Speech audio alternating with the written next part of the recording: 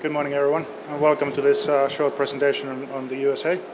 My name is Roope Aaltonen. I'm an international trade advisor with UKTI covering Oxfordshire, and I'm also our USA market specialist in the Southeast region. I talk to a lot of companies about the US, and there are some key themes coming out of many of those conversations, and I thought that I'd go through those issues in this presentation. I'm not going to talk about trade barriers or trade policy or anything like that, or statistics or anything. It's very kind of hands-on practical issues. The USA is our #1 export market by some distance. And it has been that for at least the last 40 or 50 years. I don't know how far back it goes, but it's safe to say that it is an extremely important market for us. I think it's also probably true to say that it is one of the most challenging export markets that there are. And I think what makes it particularly challenging is that you don't necessarily expect it to be difficult. If you're exporting into Ivory Coast or Brazil, you expect it to be a challenge, but you don't necessarily expect that from the US, and I think that tends to catch out many companies. The USA has been called the graveyard of British businesses, so clearly we could be doing something a bit better. And I hope to, like I said, highlight some of the issues that I see as the common sort of pitfalls for many companies. It obviously varies by sector and by the type of company and how experienced you are and so forth. But I've sort of grouped the main issues under 3 headings, which you could say this is kind of how to get it wrong in the US. So if you overlook the size, the diversity and complexity, and the fact that it is different, I think then you're really maximizing your chances of ending up as one more grave in the graveyard. So I'll go through these 3 areas one by one with a few kind of, like I said, practical illustrations of what I mean with each of them. So it's big, which is kind of a given, so no great surprises there. But what do we actually mean by big? So the economy is 6.5 times, fine. Population is 5 times. Geography is obviously on a different scale from the UK. And I think to think of it as a market, I think is a mistake in itself, and I think many potential problems flow out of that. So if it's not a single market, how many markets is it then? Well, I don't know the answer to that, so I put it up as a question rather than an answer. What I do know is that it's not one market. You could say East Coast, West Coast, and then the flyover country, so there's at least 3. You could probably split each of those into North and South, because there are obviously significant differences between those, so you end up with 6. I think the US Federal Reserve, the central bank, breaks it into 12 or 13 regions. Like I said, I don't know what the answer is, but I normally advise my clients that if you assume that every state is a market in itself, that's probably a fairly good starting point. You may then end up clustering some of them, so you might say the Northern Rockies, where there's more buffalo than people, you might perhaps group those into a single cluster and whatever, and you might end up with a smaller number of, let's say, I don't know, 30. But I think that starting point is probably a healthier place to start than to assume that it's a single market and work your way from there. I put number 51 there as an option. The federal government is a big buyer of most things, and some companies approach that as a market in its own right. Some states within the US, like California, could be split into arguably more than one market. So you could actually end up with more than 50 markets. But the point is that you should really think of it in terms of demand potential, think of it in terms of the logistics and the resources needed to go to that sort of market. You can get this map off the internet. It's basically comparing the size of the economy of individual states to particular countries. California, if it was an independent country, would I think be the number 7 or 8 largest economy in the world. hence why I'm arguing that you could actually split that into 2 regions at least. There are also markets like Brazil and Russia, which are obviously huge markets on a global scale. They are respectively the same as New York and Pennsylvania. Australia is always a popular market for UK exporters. Australia is just below the Great Lakes there. It is equivalent to Ohio. Now, there are a lot of UK exporters that are actively exporting to the US that don't even, Ohio doesn't even come up on their radar screen. So, just to put things into perspective. By the way, France and the UK are, in terms of size of the economy, more or less the same. So California is the equivalent of France or the UK. And the point that I'm making here is that I think one of the more common mistakes that we often do see is companies giving away US-wide distribution rights to a single player in the US. We kind of smile at the Americans when they think of Europe as an entity. So they sign away European distribution rights to a British or German or whatever company. And then we do pretty much the same. We think of the US as a single market. I think it's not impossible, but I think it is highly unlikely that any one distributor can successfully cover the whole of the United States. Most companies, most distributors will tell you that they can, but that's not quite the same thing. Many of them can cover successfully their own home state and maybe a few of the states around it, but anything beyond that, especially if one of those states is one of the big ones like California, Texas, New York, Illinois, I think you're really starting to push it if you give them too much. It may be that with time they end up owning the whole territory, but I think they need to get there gradually as they prove themselves, rather than signing up a single distributor, especially on an exclusive basis, which means that you can't have any other presence in that market.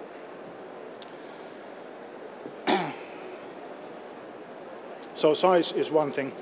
I think another common mistake is kind of falling into the sort of stereotyping trap. So we think of America as something along these lines, right?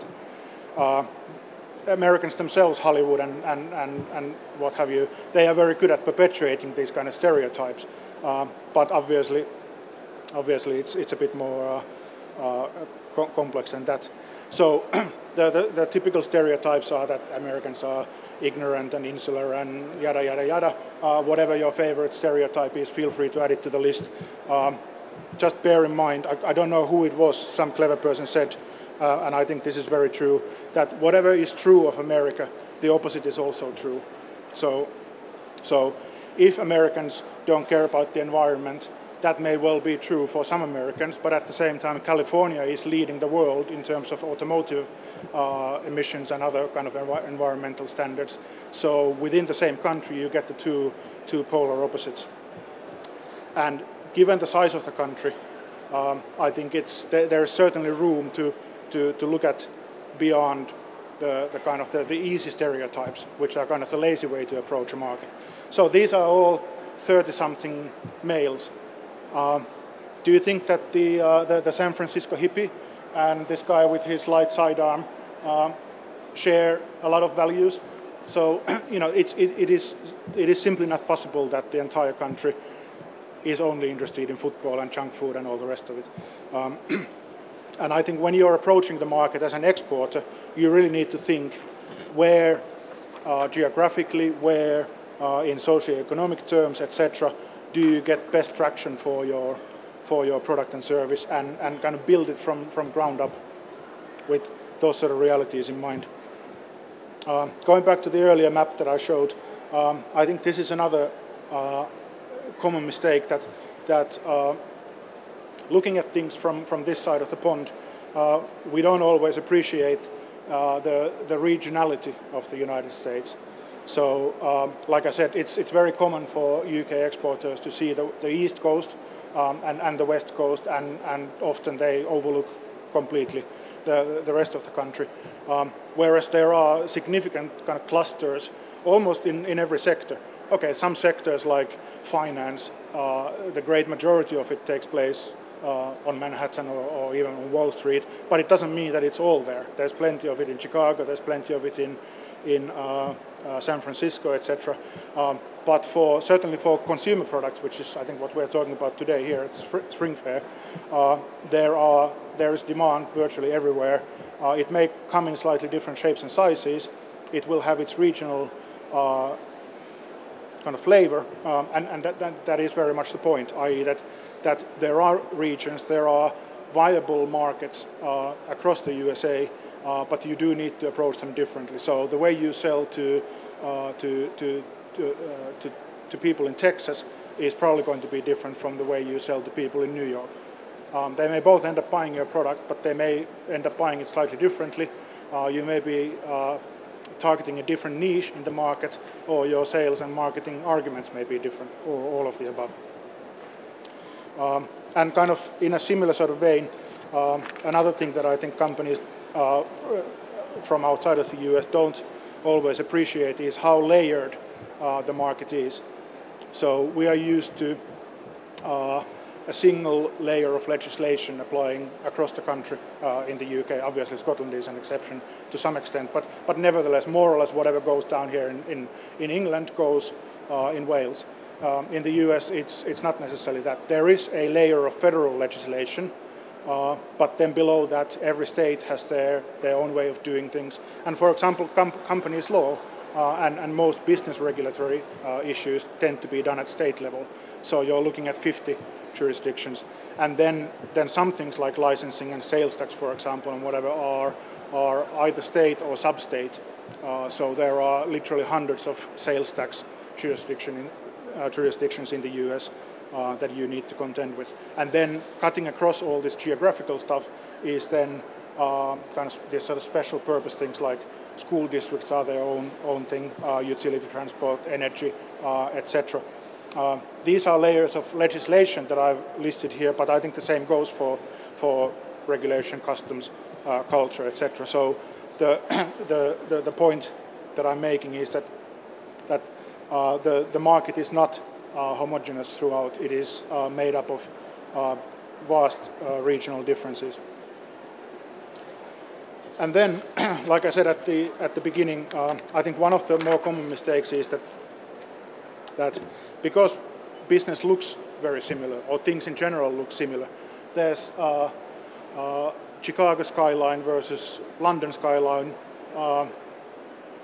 There's not that much to tell them apart, I'd say. There are two street scenes, one of which is from a UK high street, the other one is from US, but I don't even know which is which. I don't think there's any way of telling. So you kind of you look at lifestyle and the way they do business on a superficial level and conclude that it's very similar. So therefore, whatever works here works there. And of course, it's anything but. And I think this is the thing that catches you out if you're not prepared for that. So the first thing I think that you have to understand is that from the Americans' point of view, we are all aliens. I mean, they literally will call us aliens. And because it's such a large market, and they are used to buying everything from within their own country, they are not trading across borders on a sort of daily basis like the Dutch might be. They might go food shopping in Belgium and go and buy a car in Germany and whatever, and this is part of everyday life to them. It's a well-known fact that only less than 10% of Americans hold a passport. So and they genuinely seem to have some issues understanding things like foreign currencies. What do you mean that you don't deal in dollars? So it almost comes across as them almost being like allergic to sometimes doing business with overseas suppliers. And also because it is a large market, they can kind of afford a sort of degree of arrogance of, well, if it's not made by American, then it's probably by definition not all that good. And also there are some legal and regulatory issues that promote American buyers buying from American suppliers. and like I said, it almost comes across as them being almost kind of allergic to doing business with overseas suppliers. And I believe that many buyers are kind of looking for the reason to say no, because they tend to be ruling suppliers out rather than ruling suppliers in, because usually there's more than one supplier. So many buyers go through a mental process where they are looking for the reason to say, this is not right for me, I'll move on to the next one. And if you make an American buyer feel uncomfortable about the fact that you are an overseas supplier, you're not established in the market, they read that as lack of commitment and so forth, and that may be the reason why they then consider buying from somebody down the road who comes and sees them once a week and they might play golf with and all the rest of it, rather than from somebody with no real perceived commitment to the market.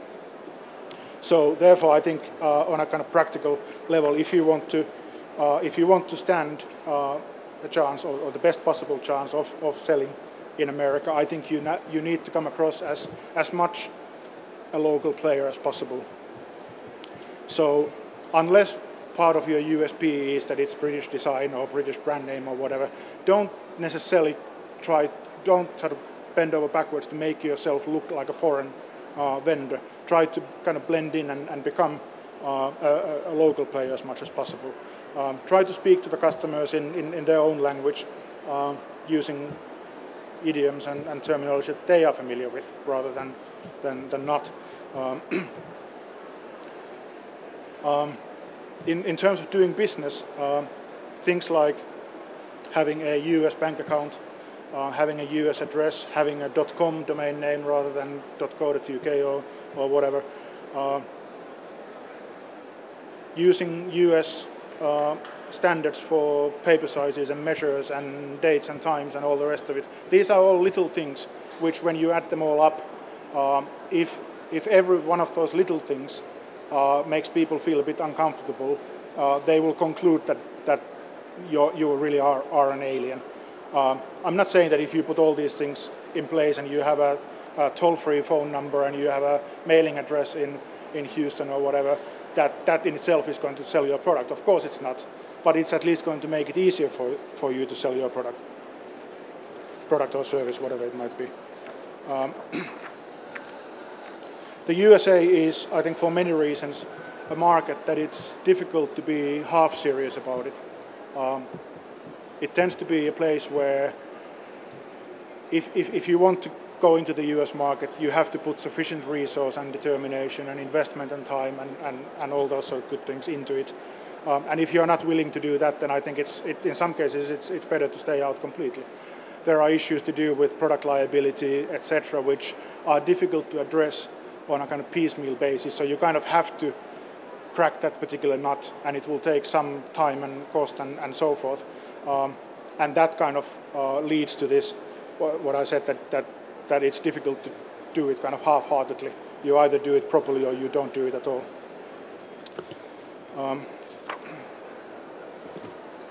So I think I've taken up my time.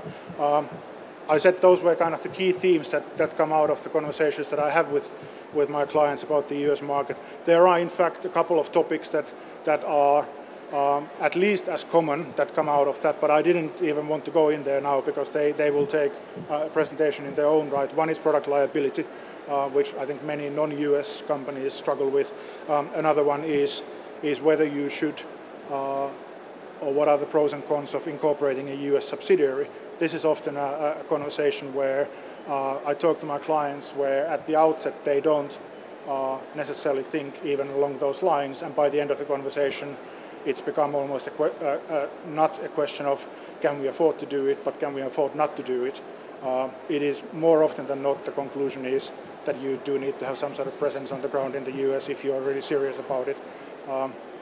But I'm happy to have kind of one-to-one conversations with anybody who is interested in those topics rather than run over my time. So I think that's me done. I hope you found some of that thought-provoking, if nothing else, and I'd be very happy to answer any questions that you may have.